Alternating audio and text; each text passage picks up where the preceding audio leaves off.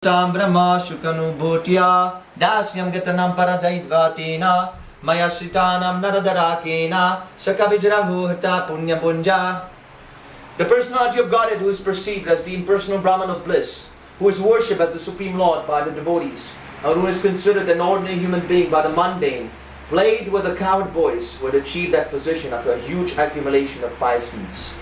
Thus the Lord is ever engaged in trust-loving activities along with the spiritual associates in the various relationships of Shanta, calmness, Dasya, servitorship, Sakya, friendship, Vatsalya, paternal affection, and Madhurya, conjugal love. It is said that the Lord never goes out of the Vrindavan Dham, and so it may be asked how He manages the affairs of His different creations. This is answered in the Gita. He pervades all the material creation by His plenary part, known as the Purusha incarnation. The Lord has nothing to do with material creation, maintenance and destruction, but He causes it to be done by His plenary expansion, the Paramatma or Super Soul feature. Every living entity is known as Atma, soul. The principal Atma who controls them all is Paramatma, the Super Soul. The whole system of God realization is a great science. The materialist can only analyze and meditate on the 24 factors of the material creation. There are very little information with the torchlight of knowledge. So, welcome in the Hare Krishna Center. This is mantra 15 from Sri Upanishads. So, here it says, O my Lord, sustainer of all that lives, your real face is covered by your dazzling effulgence. Kindly remove that covering and exhibit yourself to your pure devotee. Krishna, the Supreme Personality of Godhead, is not very easy to attain. Krishna is Swaraj, described in the Srimad Bhagavatam as Swaraj. It means independence. He's also self-knowledgeable. He doesn't need a spiritual master. He doesn't need anyone to teach him anything. He is perfect. Perfect. Completely perfect. So how do we know Krishna? How can we know God? People will challenge. What is the proof of God? Is this some kind of a sentiment?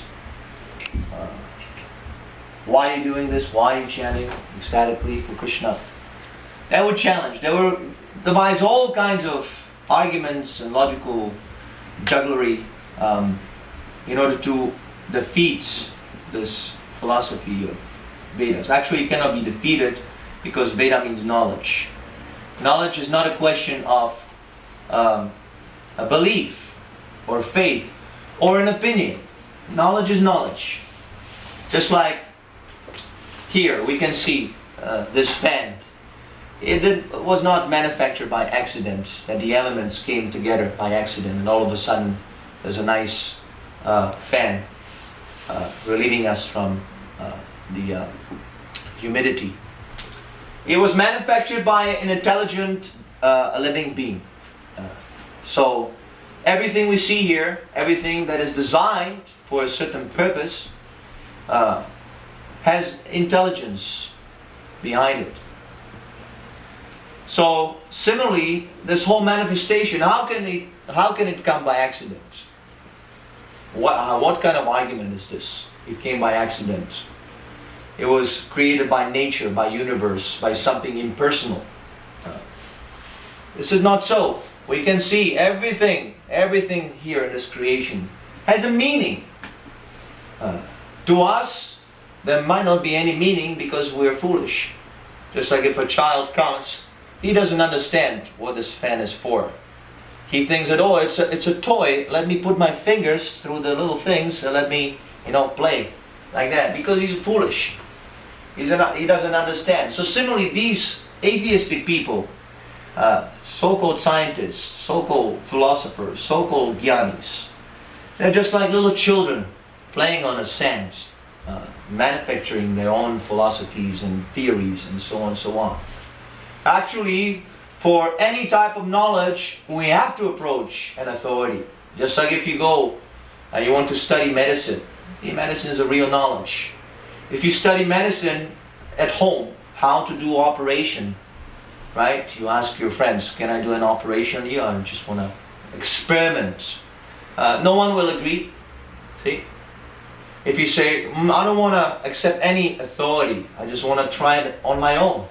I want to find the truth about how to operate on my own. I just want to try it out on my own. I have my own belief how to do the operation. No one will agree to undergo this procedure with you. Why? Because any type of knowledge must be received from an authority. Not just any authority, must be accepted from a perfect authority. Just like you have some university, medical college, medical university. You go there, there's a doctor, he has a lot of experience, he has a lot of knowledge. He's not speaking just some nonsense, some sentiments, or now today I feel like this, so I will explain like that. Or today I feel a little sad, so I'm not going to tell everything like that. No. He speaks exactly what is in the book. Exactly what so many doctors have experienced for so many years of practice. They know. They know. They can teach you. Similarly, we cannot manufacture our understanding of God on our own through our imperfect minds. This we have to admit. Our mind is very flickering and unsteady, just like Arjuna was saying. Krishna, you have explained the system of yoga, how to concentrate the mind. But my mind is very unsteady, very flickering, always coming and going. Sankalpa, vikalpa, accepting something for enjoyment, rejecting it. Constantly in duality, the mind. So this Maha Mantra actually liberates us from the cycle of the mental prison house. Liberate. Man means mind. Tra means free your mind. This Hare Krishna mantra can free us from duality. See, sometimes people think, oh, I don't need any freedom from my mind. I like my mind very much. You see, they're so foolish. But the mind he cannot control. He is a fool. He thinks I can control my mind. I'm in charge of my mind. And you are trying to brainwash me. Mental mind control. They say this is mind control. Sometimes they accuse meditation is a mind control. Yes, it is mind control. I want to control my mind. I don't want others to control my mind. Yeah, I want to control myself, my mind. And that is yoga. That is what is yoga all about. So, in order to control the mind, we have to first of all understand our position. Our mind is conditioned by so many different different causes. Just like I'm taking a birth in a particular family, yeah, whether it's Slovakia, Canada, or Lebanon. So that decides so many other things. So many viewpoints I pick up because of my parents. They have a certain viewpoint and they teach me from the very beginning. This is good, this is not good. Yes, we do this in our family, we do like this. In our family we don't do like this. This person is a nonsense. This other country, they're nonsense. These Jews are nonsense. These Muslims are nonsense. These are our friends. They're good buddies, Try to get a diploma, try to study law, try to do this. And so many values the parents put into us. So how can you say that I'm very free, I'm very open-minded, I'm very liberal? What is that? All your opinions, everything is being conditioned from the beginning of your life. So if you want to understand transcendental knowledge, knowledge which takes us out of the bodily platform, then you have to give all this up. Just like Prabodhananda Saraswati, great devotee of Lord Chaitanya. He devised a technique how to preach this Krishna consciousness movement to the unwilling, to the puffed up philosophers, jnanis and so on and so on. He gives following advice. You simply take a blade of grass, you put in between your teeth. In India, this is considered to be the topmost gesture of humility, if you put a straw in between your teeth. So you approach this person, and first of all, you offer your obeisances to this person. If you offer your obeisances, immediately the person's heart becomes melted. Right? If you offer obeisances. Just like devotees sometimes, there's some difficulties, some problems, some argument. But when the devotee understands, oh, I have made an offense, okay. He pays his obeisances. Prabhu, please forgive me. Immediately, that devotee immediately forgets whatever offense that has been done. It's a very powerful gesture, the sign of humility. See, nowadays nobody pays any obeisances to anyone. Nobody cares. Why should I pay any obeisances? I'm God. I'm the most important personality in the whole universe. You see, so much we have lost culture. So, if he pays obeisances, then the person becomes a little open to what he has to say. So, first thing he says, my sir, you're very learned. You're very beautiful. You're the topmost scholar. You're so intelligent, so nice. He flatters him like anything. So then the person, he says, yes, you're actually right. I like what you're saying. You're speaking some sense. What do you want? See, because this is how we're conditioned in this world. If someone flatters me, if someone gives me something good, immediately I start to think, what does he want? Many times we distribute this prasadam, we try to give the books and so many. Actually, this Krishna consciousness movement is simply giving. Simple with giving. Giving the prasadam, giving the deity worship, giving nice feast, giving nice philosophy, giving the Maha Mantra, nice music, nice incense, everything. Everything is simply giving. We don't ask anything. This is Krishna. Krishna is fully perfect, as Prabhupada was explaining in the purport. He doesn't need anything. He actually doesn't deal even with this creation. It is going on by his energy. So he doesn't need anything from us. This is a wrong idea. That God is a poor man, so we have to worship him. Otherwise, he's going to become angry. Just like we become angry, we're lacking something. When we need something, we become very angry. Oh, I can't have it all. I'm going to destroy the whole universe. But Krishna is not like that. He is Punam. Om Punam Vidam Punamidam Punat Punat Udakshate. Everything is coming from him, and everything is complete on its own. But he is not diminished in his potency. It is not like in the material world that you chant a melody, come on baby light my fire, and your ecstasy is diminishing slowly. The more you chant, the more it becomes very dry. The Maha Mantra, you can go on, Hare Krishna, Krishna Krishna, Hare Hare, Hare Ram, Hare Hare, for years you can chant every day. Why only on Saturday? Let me chant every day this Hare Krishna mantra. Let me chant 24 hours. Is there anything else to do in life? If you simply chant this Hare Krishna mantra 24 hours, Krishna will supply all the necessities. Everything he will supply. Your foodstuff, your shelter, your friends, your wife if you want, everything. This is the reservoir of all pleasure. Krishna is the reservoir of all pleasure. Of course, we do not approach Krishna to get anything material. We're not so foolish. But even if you have some material desire, you go to Krishna.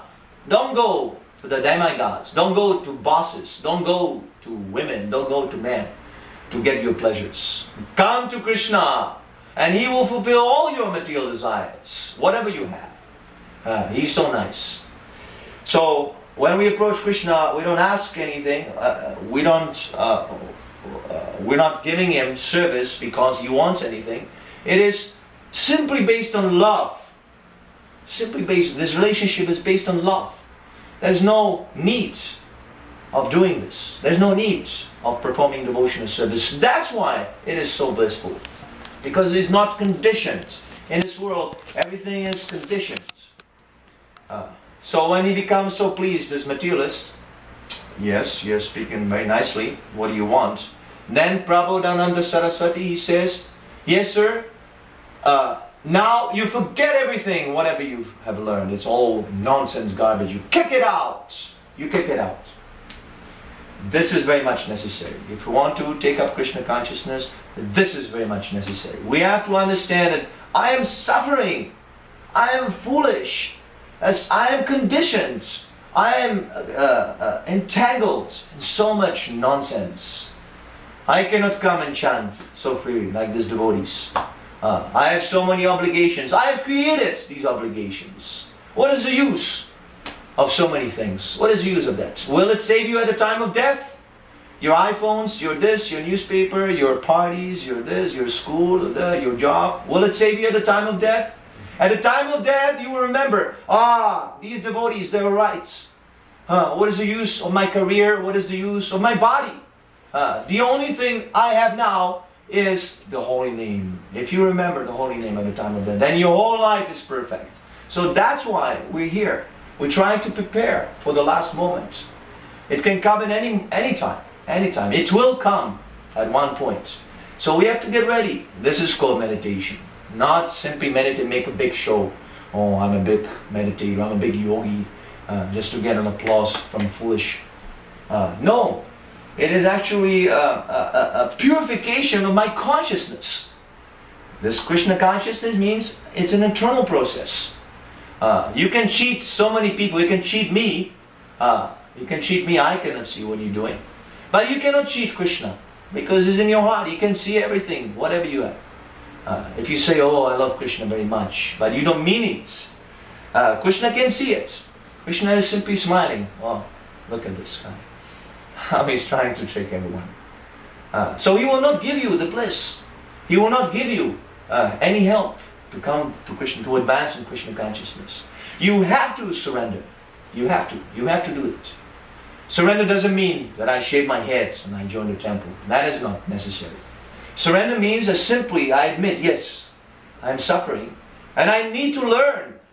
I need to learn how to get the real pleasure. Real pleasure is not comes and goes. Real pleasure is eternal. It's constant. Just like you come here to the temple, you spend a few days here, you will see there is no disturbance. In Krishna consciousness, serving Krishna together, there is no conflict. There is no argument. The only argument is, who can serve Krishna more? Who can serve Krishna more? In the material world, the arguments, the conflicts are, who can enjoy more? Okay? So there's competition. But when we argue, who can give more pleasure to Krishna? Because Krishna is like the root and we all the branches and leaves. By supplying water to the root, we all benefit. See, so that competition in Krishna consciousness, in serving Krishna, is not harmful. It's beneficial for everyone. You see, everyone is trying to serve. Everyone is trying to do something good, right? But it's all a failure because you can only do good to a certain class of people or a certain number of animals. But we want to serve in such a way that everyone gets benefited. We want to engage in such activity, such movement, that all living entities are benefited. Everyone is. You love everyone. They're trying. Oh, I love Canada. I love women. I love men. I love the gays. Right? There's a gay parade. But this is limited. It's always limited. It always ends up in a limited circle. Right? And that's why people are frustrated. All these circles, all these communities, they simply fight with one another. And they artificially try to make an adjustment that, oh, we all tolerate one another. I tolerate you and you tolerate me. It's all false. It's all false. There's no toleration. I can only tolerate, I can only have respect if I know what you're about. If I know what is your culture all about. Sometimes people come here, I very much respect. I don't want to join, I don't believe in your faith, and but I respect. I respect. What respect can you have if you don't know what this is all about? So this anyone can do. Respect. This is a social etiquette. Right? If I come to your place and I see something you're doing some nonsense, I'm not going to start criticizing you. Right?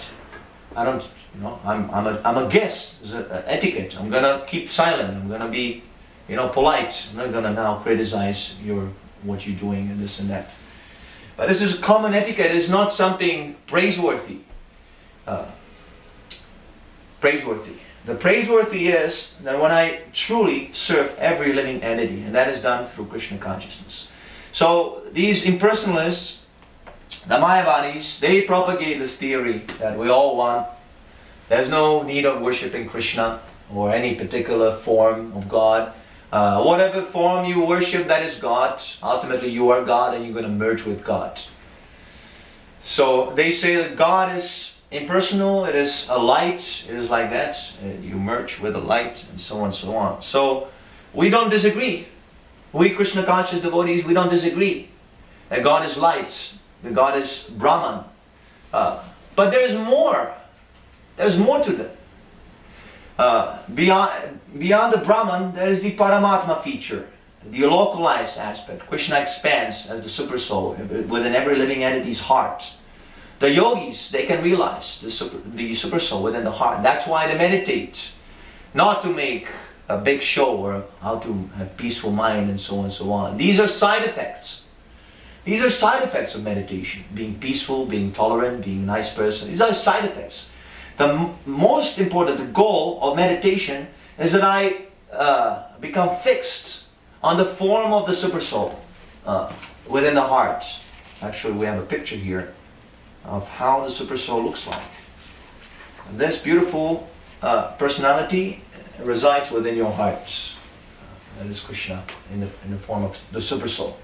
And he's giving you guidance, birth after birth. Come to me, come to Krishna. Don't remain here. These material pleasures will not make you happy. Come to God. See, sometimes when we perform sinful activity, we feel guilty. Why we feel guilty? What is this guilt? Where is it coming from? How do scientists explain this? So it's the super soul. Super soul is ultimately telling you, you have done wrong. This was not good. So of course, it is not the purpose to feel guilty. Better you should not do this activity. Feeling guilty, that is not very high class. Sometimes people think, that I'm committing sinful activities, but I feel very low class, and that's why I'm so wonderful. And just stop performing sinful activities. Come to Krishna, chant Hare Krishna. All the sinful activities will fly like birds from your body. If you chant with heart. See, that is what is important. That we put our heart in the chanting. Not chanting for the pleasure of the audience, or chanting, with a beautiful voice, or a nice musical tune. This is not the purpose. The purpose, Prabhupada says, how we should chant. Just like a child is crying for his mother, right? When the child is crying, no one can pacify him unless the mother takes him on his lap. Then the child is quiet. So in the same way, we should chant like this. Krishna is our father, our mother, everything. We should cry, please Krishna, take me from here. I'm not enjoying here. I'm trying to enjoy, but I'm simply suffering. I'm trying this, I'm trying that, and there's no satisfaction anywhere. But here, when I chant Hare Krishna, and I take it seriously, it's such a pleasure that I can generate myself pleasure on my own, without any help from anyone. And I can give the pleasure to others. See, this is what is required. If I don't have anything, how can I give? If I'm empty, spiritual, how can I give anything? Right? Spiritually, materially, everyone is poor. So how they can serve everyone? See, but if you charge yourself with Krishna consciousness, with this Maha Mantra, it can be a walking liberator. It can liberate everyone. It can liberate millions of people, just like our Srila Prabhupada. One pure devotee can dissipate the darkness of ignorance in the world. So this is what we're trying to do. We're trying to create devotees. You become a devotee. Don't hesitate. Don't think that, I'm going to lose so many things. What? There's nothing. Whatever you lose, that is actually good. That is a burden. Whatever Krishna takes from you, you take it as, this is a great mercy. Krishna liberated me from all these nonsense ideas. Trying to be famous, trying to have a career, trying to have money. These are nonsense desires. We're simply wasting time here. The real desire should be, how do I serve Krishna? How do I perform such service that Krishna becomes pleased with me? See, then Krishna actually becomes your servant. Krishna becomes if you serve him nicely, if you serve him with the right attitude, purely, or the pure attitude, then Krishna becomes obliged to you. See, so the Mayavadis, the impersonalists, they want to become gods, so we're a little bit more puffed up. We want that God becomes our servant. See, so we're better Mayavadis, we're better impersonalists. This is our desire. We want to oblige Krishna by our service. You see. So they say, the impersonalists, that ultimately we all have to merge, a Brahman, and so on and so on. Devotees praying that, please, Krishna, you remove this effulgence of Brahman, remove this light. They're praying, I want light, I want to come to light, love and light, merge, dissolve my personality, dissolve my ego. These are very horrible philosophies. Why should I give up my personality? Why should I commit spiritual suicide? My personality is the most beautiful thing I have. We're all different persons, right? And when we meet, because you're different personality, I'm a different personality, we can talk, we can exchange. And this is what makes a relationship a relationship. If we're all the same, if we all have the same opinions, we all have the same conditioning, how can we enjoy it? Right? But that is what the impersonalists are trying to do. We're all the same. All the same. Yeah. And these foolish karmis and so on, they actually, you can see that people are actually, they don't understand who they are. There's an identity crisis. And they're taking up some formulas. I am this, I am that, I'm a punk rocker, I'm what is that? Emo, and gay, or there's so many identities we're taking up. These are false identities. Nothing to do with your spirit soul. The bodily identification. We have so many identities before. And we will have, if we're not fortunate, if we're not sincere, we'll have so many identifications after. So we have to get rid of these.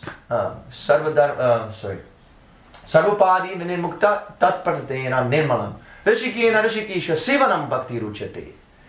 See, it is not so easy to give up these false identities, but it can become easy if we engage our senses in the service of Krishna. Actually, it's very difficult to distinguish what is service and what is enjoyment in Krishna consciousness. By taking this prasadam, see, who could say that this is actually service? Who could say that this is actually yoga, taking nice food stuff? But actually it is so. You're engaging your tongue in the service of Krishna. So even by taking nice prasadam, you're serving Krishna. What to speak of chanting? If you have the energy to chant with us, oh, how wonderful servant of Krishna you are. It's very simple. By engaging your tongue, your eyes, your nose, your hands, your legs, everything in Krishna, somehow related with Krishna, you will give up this false identity, I am this body. You will give it up. And you'll be able not just give up the bodily conception of life, but even the impersonal conception of life. That I am God, I am spirit, all-pervading spirit. And you penetrate beyond the Brahmajyoti and you will see Krishna face to face. This is actually the perfection of Krishna consciousness. Simply by this chanting, if you take up this process, our spiritual master is teaching us this very esoteric process of how to see God face to face. Not after you die. Just like the Christians, they say, after you die, you go to heaven. No. We can have heaven right now, right here. We can talk. We can dine with Krishna, with God. We can be with Him right now. We can hug Krishna. This is all possible. If we take up this process seriously.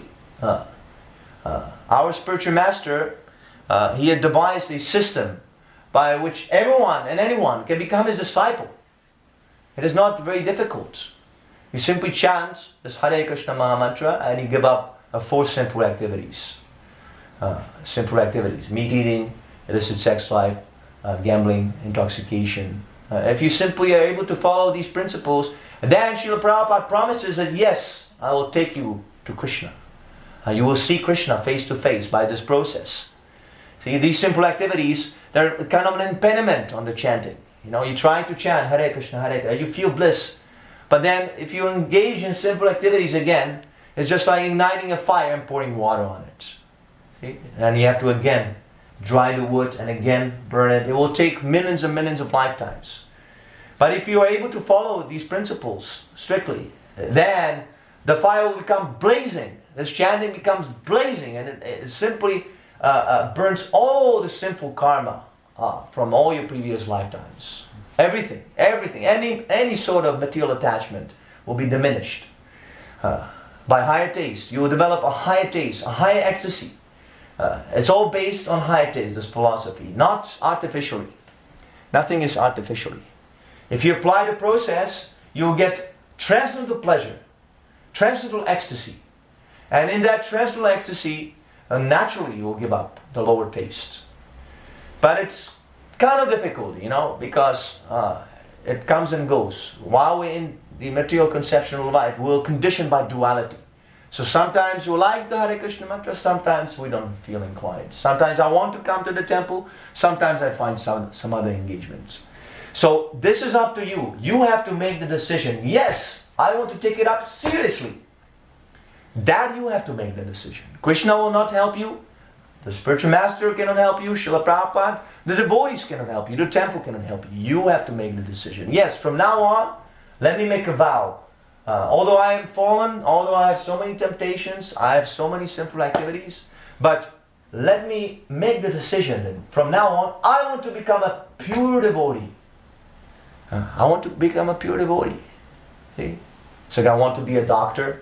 I want to be a musician. I want to be a famous superstar. Right? We have made all these different desires. We made a decision. I want to be like this. It's very difficult to make a decision like that. It's not very difficult. Right? When he makes the decision, I want to be a musician, then he buys a guitar, he practicing, and so on, so on, so on. Like that. But the decision is not very difficult to make.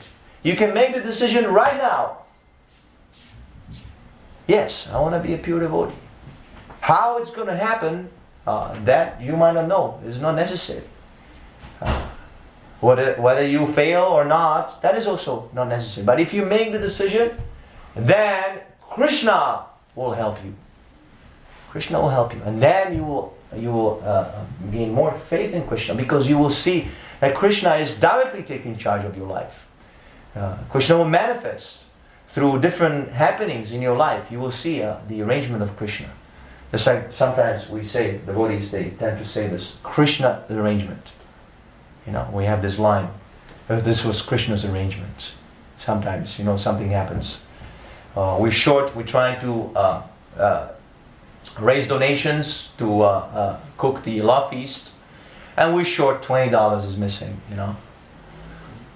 very often, this is the case, we're missing donations.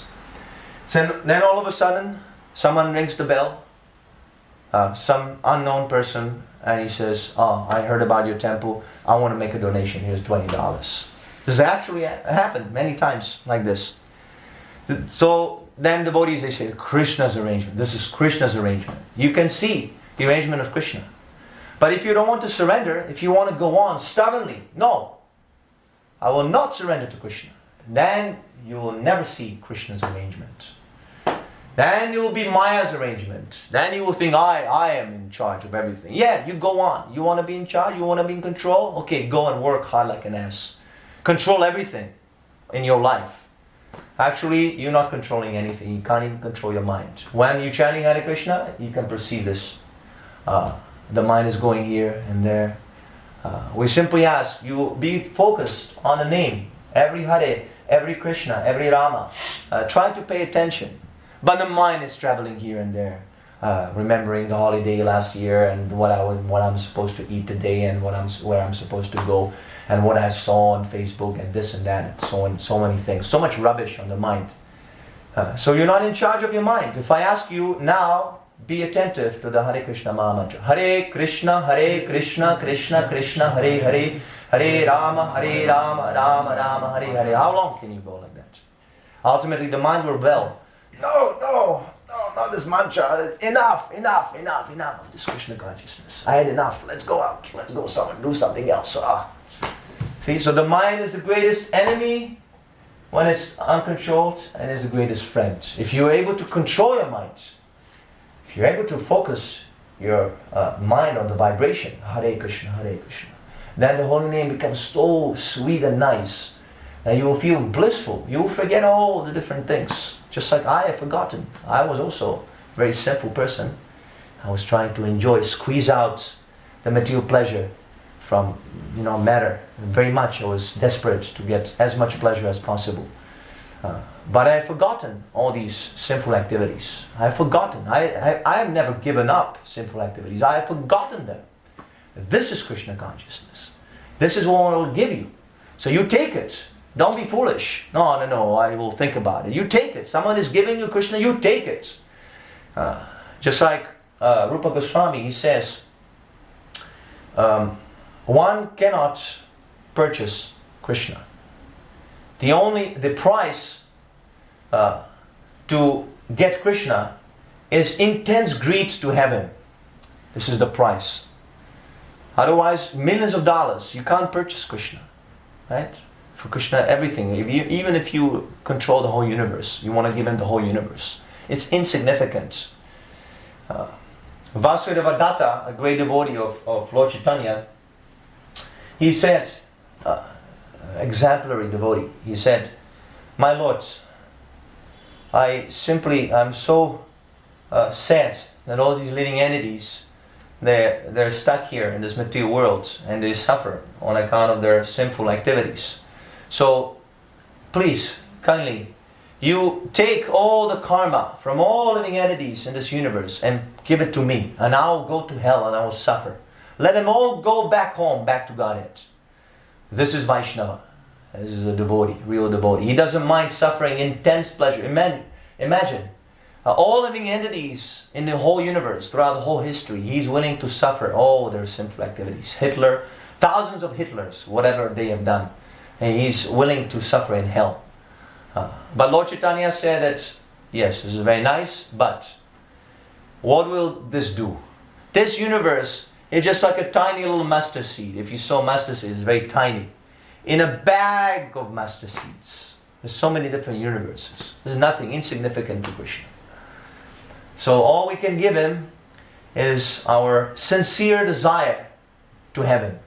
And that desire will grow in the association of devotees. That's why you should come. Come to the temple, not just on Saturday. Come every day. Why not? Come to chant with us on the street. It's so nice. You become a part of this Krishna consciousness movement. You don't have to give up anything. You just come and join us for this chanting.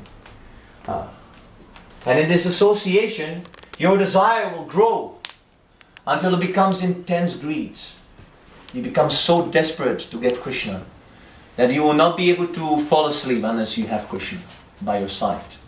This is possible. This is the real love of God. This is the real religion. To be so much desperate to get Krishna, to get God, to see God.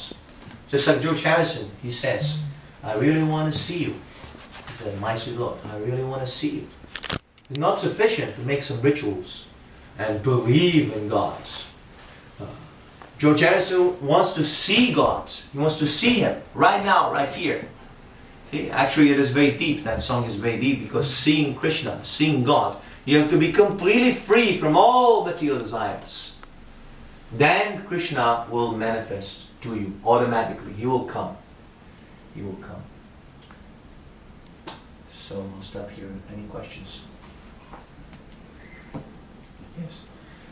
So you mentioned that having a career or wanting to make money is a material desire, but then you mentioned that being Krishna conscious, Krishna will serve you and provide you with these material desires. So we have to go to Krishna first, and then whatever career we want, it will be arranged. Is that how you... A devotee doesn't want anything. Devotee doesn't have any desire.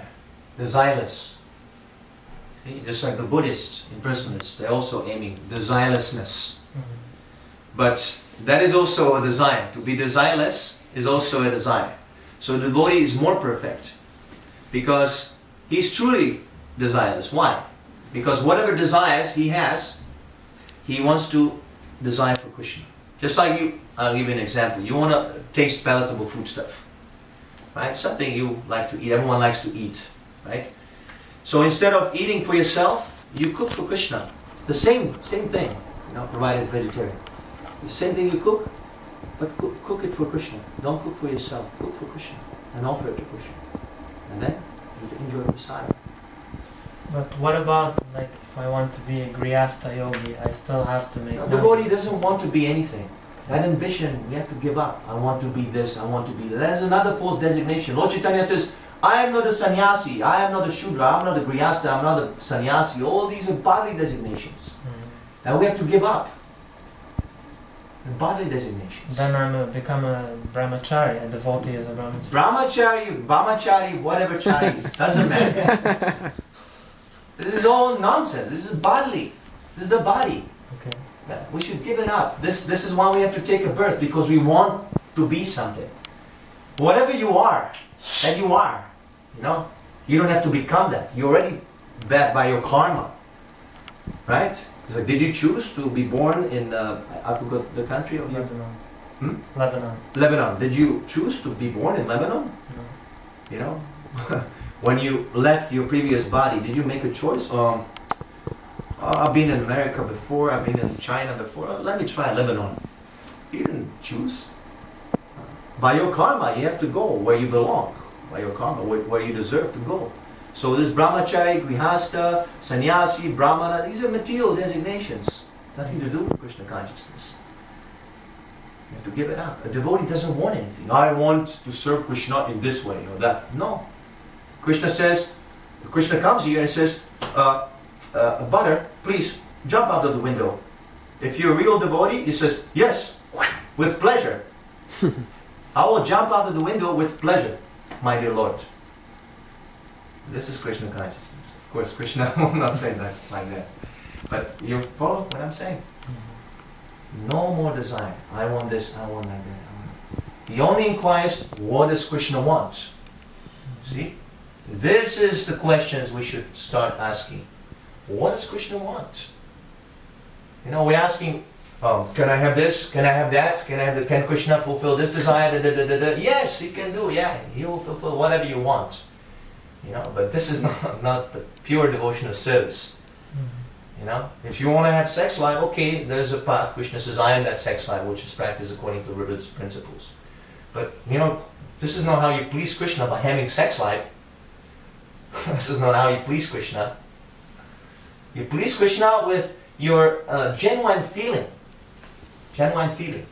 And this genuine feeling for Krishna can be awakened by this process of chanting. You see, this is what we can say. So don't ask, can I be this, can I do this, I want to be this, ask, what does Krishna want? And how do we know what does Krishna want? How do we know this? How do we know what Krishna wants? Ask him. Wow. Krishna is not so cheap that he can come and answer your question.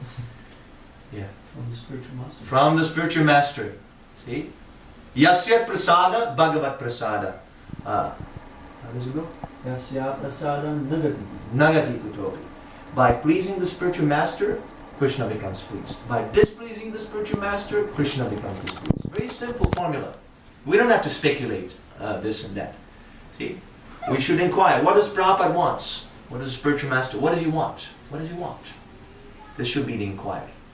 And if we fulfill the desire of the spiritual master, then we fulfill the desire of Krishna. Then Krishna becomes very pleased.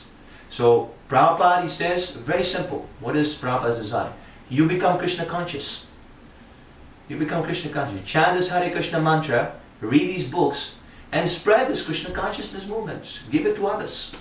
Whatever little you learn. You come here, you learn so many things. So you explain to others. If you cannot, if you feel shy, then come again. We'll tell you how to get more strength. How to become a real jnani. Real man of knowledge. Real man of knowledge is so powerful that he can defeat anyone's arguments. Just like Srila Prabhupada.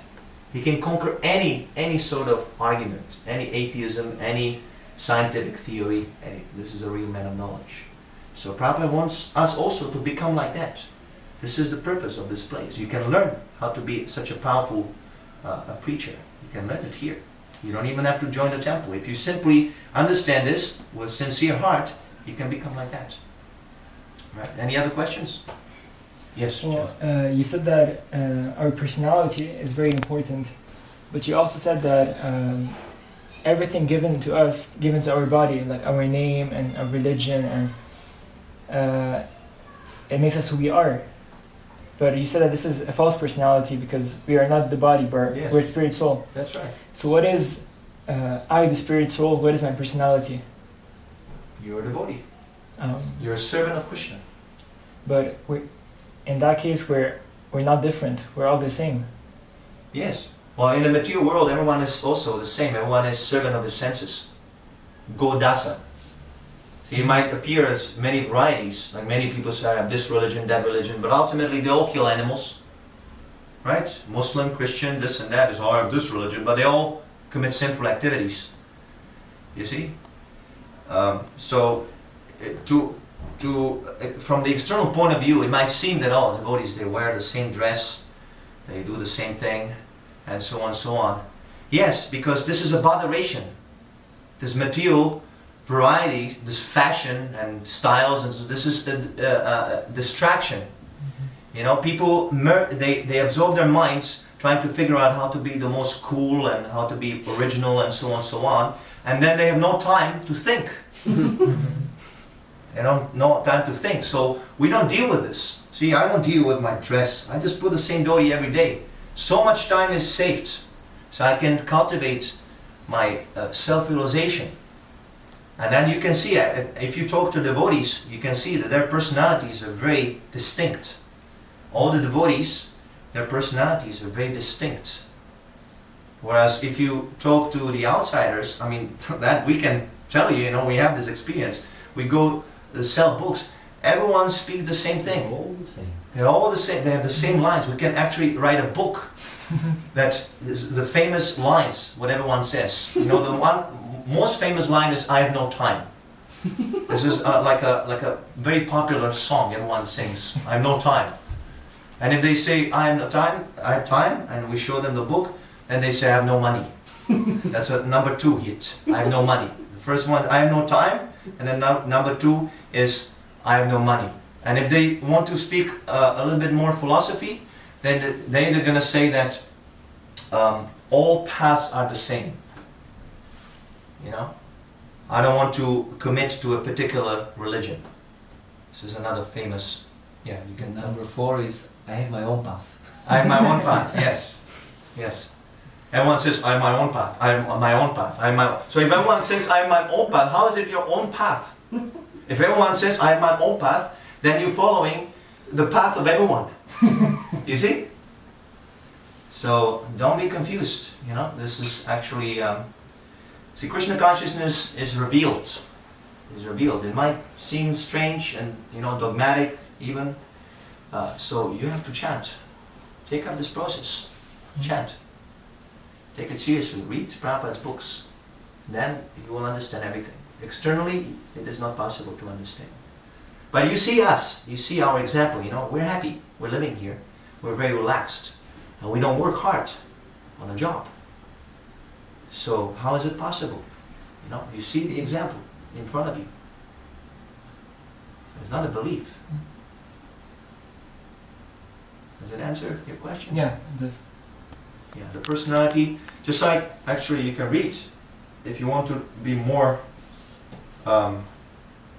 specific, if you want to go more deep, these books, this one, the Krishna book, and the Bhaktivedanta Sindhu, Nectar of Devotion, they explain what is the form of the spirit soul.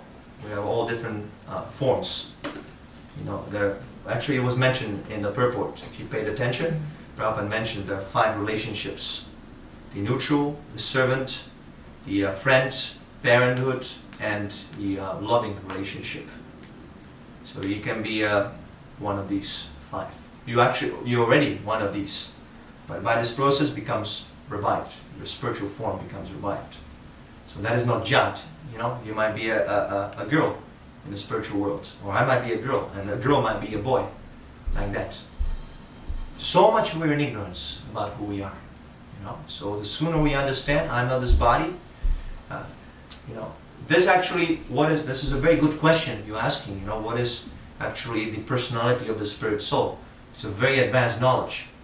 But first of all, let's understand that we're not the body. You know, let's just get out of that. You know, on the bodily platform, we enjoy senses like anything. No control of the senses. Let me eat whatever nonsense. Let me have sex in whatever time with whatever person.